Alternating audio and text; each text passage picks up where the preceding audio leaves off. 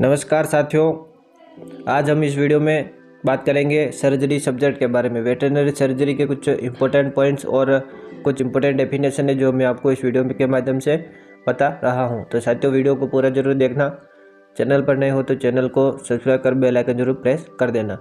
और साथियों, इंस्टाग्राम पर भी जरूर फॉलो कर देवे और अपना वेटरनरी स्टडी फेसबुक पेज है जहाँ पर भी आप फॉलो जरूर कर देवे। वहाँ पर भी आपको मेडिसिन और ट्रीटमेंट से संबंधित हर तरह की जानकारी मिलती रहेगी। तो साथियों, लीजिए शुरू करते हैं अपने वीडियो को। सबसे पहला पॉइंट है कि यूवी रेज ऑपरेशन थिएटर को निसंक्रमित करने की प्रक्रिया है जिसमें फार्मेलिन फ्यूम काम में ले सकते हैं।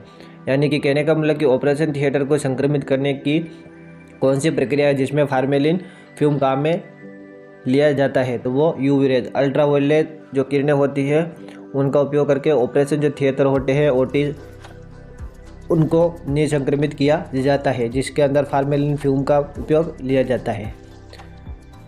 दूसरा है कि स्टेरिलाइजेशन का अर्थ जीवाणु रहित होने की अवस्था है। यानी कि स्टेरिलाइजेशन का मतलब क्या होता है कि जीवाणु रहित, जितने भी जीवाणु है उसके बिना जो भी कंडीशन है उसको स्टेरिलाइजेशन कहते हैं। तीसरा पॉइंट है कि गायों में रूमेनोटोमी के लिए कौन सा नर्व ब्लॉक किया जाता है, ये बहुत ही इंपॉर्टेंट है, पैरावर्टेबल। ठीक है साथियों, कौन सा नर्व ब्लॉक करते हैं? पैरावर्टेबल नर्व ब्लॉक करते हैं। फोर्थ है कि घावों को सुचर करने के दौरान सुचरिंग सुई को पकड़ने के लिए उपयोग में आने वाले सर्जिकल उपकरण को क्या कहते हैं? ये बहुत ही इंपॉर्टेंट है। जब भी कोई अगर घाव हो जाता है, वाउंड्स हो जाता है, तो उसकी जो सूचरिंग करते हैं तो उस सूचरिंग के समय जो नीडल जो होती है उसको पकड़ने के लिए जो उपकरण काम में लेते हैं। ठीक है सर, तो उसको क्या कहते हैं? तो उसको कहते हैं नीडल होल्डर। ठीक है सर, तो नीडल सुई होल्डर, उनको पकड़ने वाला नीडल होल्डर। अगला पॉइंट है कि polydioxanone is a synthetic absorbable suture material. यानी कि ये संश्लेषित है जो अब्जॉर्बल यानी कि उसका अवशोषण हो जाता है। पॉलीडाइएक्सोनोन सूचर मटेरियल भी बहुत सारे पूछे जाते हैं। सिक्स है कि ऐसा अस्थिभंग जिसमें सतह पर कोई घाव न हो तथा अस्थिभंग वाली सतह बाहरी वातावरण के संपर्क में न आए क्या कहलाती है? ये बहुत ही इंपॉर्टेंट है साथियों। अस्थिभंग यानी कि फ्रैक्चर को लेकर, एक खुला घाव होता है, एक बंद घाव होता है, उसी प्रकार से एक खुला फ्रैक्चर होता है, एक बंद फ्रैक्चर होता है। खुला फ्रैक्चर में क्या होता है कि हड्डी फ्रैक्चर के साथ साथ में घाव भी बन जाता है, वहाँ पर चमड़ी जो है वहाँ के चमड़ी से हट जाती है, तो उसको जो है खुला घाव बोलेंगे। और अगर फ्रैक्चर के साथ में अगर किसी प्रकार का कोई घाव नहीं बनता है, केवल अंदर ही हड्डी टूट जाती है, तो उसको क्लोज फ्रैक्चर कहते हैं। तो इस प्रकार से ये पूछ रहा है कि ऐसा अस्थिभंग जिसमें सतह पर किसी प्रकार का कोई घाव नहीं है लेकिन अंदर अस्थिभंग हो गई है और वातावरण के संपर्क में नहीं है, तो उसको हम सिंपल या क्लोज फ्रैक्चर कहते हैं। ठीक है, सिंपल फ्रैक्चर या फिर क्लोज फ्रैक्चर। सातवां है कि त्वचा के नीचे रक्त के इकट्ठा होने की वजह से आने वाली सूजन क्या कहलाती है? ये बहुत ही इंपॉर्टेंट है कि त्वचा के नीचे जब भी कोई चोट लगती है तो उसके कारण रक्त का इकट्ठा हो जाना, जिससे वो नील पड़ जाता है, ब्लैक ब्लैक नील पड़ जाता है, तो उसको क्या कहेंगे? वहाँ पर साथ में इन्फ्लेमेशन भी हो जाता है, तो उसको कहते हैं हेमेटोमा। क्या कहते हैं? हेमेटोमा। नेक्स्ट पॉइंट है कि तीखी व नुकीली वस्तुओं से चोट लगने के कारण ऊंट के पाँव में होने वाला साधारणतः घाव क्या कहलाता है? यानी कि जो कोई भी अगर तीखी या नुकीली कोई वस्तु है, चीज़ है, अगर उसके कारण चोट लगती है और ऊंट के पाँव में कोई घाव हो जाता है, तो उस घाव को साधारणतः क्या कहते हैं? तो उसको कहते हैं पंचर वाउंड। अगला पॉइंट है कि लंगड़े घोड़े के पाँव में दर्द वाली जगह का पता करने के लिए कौन सा उपकरण काम में लेते हैं?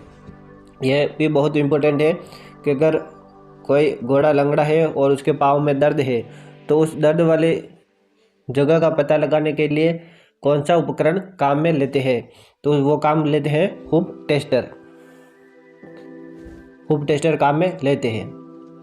नेक्स्ट है कि रेक्टल प्रोलैप्स बीमारी में गुदा के किनारों पर किस टाइप का सूचर तकनीक उपयोग में लेते हैं? यह भी बहुत इंपॉर्टेंट है, जिसमें पर्स स्ट्रिंग सूचर आ जाएगा। 11 पॉइंट है कि सेकंड डिग्री कंटूजन वाउंड को क्या कहते हैं? तो उसको हेमेटोमा कहते हैं। ये बहुत ही इंपॉर्टेंट है, जो साधारणतः कहीं पर मिलता नहीं है question. Second degree contusion found is a haematoma. ठीक है साथियों, ये अपने फिल इन द ब्लैंक्स थे जो छोटे छोटे क्वेश्चन। अब जो है कुछ डेफिनेशन है जो मैं आपको बता देता हूँ। प्रोबैंक, ठीक है साथियों, प्रोबैंक किसे कहते हैं? तो गर्चिका में रुकावट चोक को सही करने के लिए उपयुक्त उपकरण को प्रोबैंक कहते हैं। ये बहुत ही इम्पोर्टेंट है। जब भी कोई गले में रुकावट हो जाती है, किसी पशु के चोक हो जाता है, तो उसके चोक को सही करने के लिए प्रोबैंक काम में लेते हैं। पंचर्ड वाउंड, नुकीले हथियार से बना गहरा घाव, जैसे कि कील से बना घाव, जो मैंने आपको थोड़ी देर पहले बताया था ऊँट वाले उदाहरण के साथ में, तो उसको पंचर्ड वाउंड कहते हैं, जो नुकीले हथियार से होता है, जैसे कि कील है, चाकू है, इस प्रकार से। तीसरा है फायरिंग, लोहे की गर्म छड़ से त्वचा को पूर्ण गहराई तक जलाना फायरिंग कहलाता है। पूर्ण गहराई तक उसको जलाते हैं लोहे की छड़ से, तो वो फायरिंग कहलाता है। फोर्थ पॉइंट है कि असेप्सिस किसे कहते हैं? इसमें शायद तो देखिए 2 पॉइंट होते हैं, एक तो होता है सेप्सिस और एक होता है असेप्सिस। तो असेप्सिस किसे कहते हैं? तो शरीर का पूर्णतः संक्रमण रहित होना, अर्थात निसंक्रमण की अवस्था को ही असेप्सिस कहते हैं। और सेप्सिस जहाँ पर संक्रमण होता है उसको कहते हैं स्टेट ऑफ बीइंग स्टेरिलाइज, जिसको असेप्सिस कहते हैं। पांचवा है हिप्नोसिस। हिप्नोसिस किसे कहते हैं? हिप्नोसिस तो मध्य रूप से अथवा आंशिक रूप से केंद्रीय तंत्रिका तंत्र को शिथिल कर कृत्रिम रूप से निद्रा की स्थिति में पहुंचाना या अर्ध निद्रा की अवस्था हिप्नोसिस कहलाता है।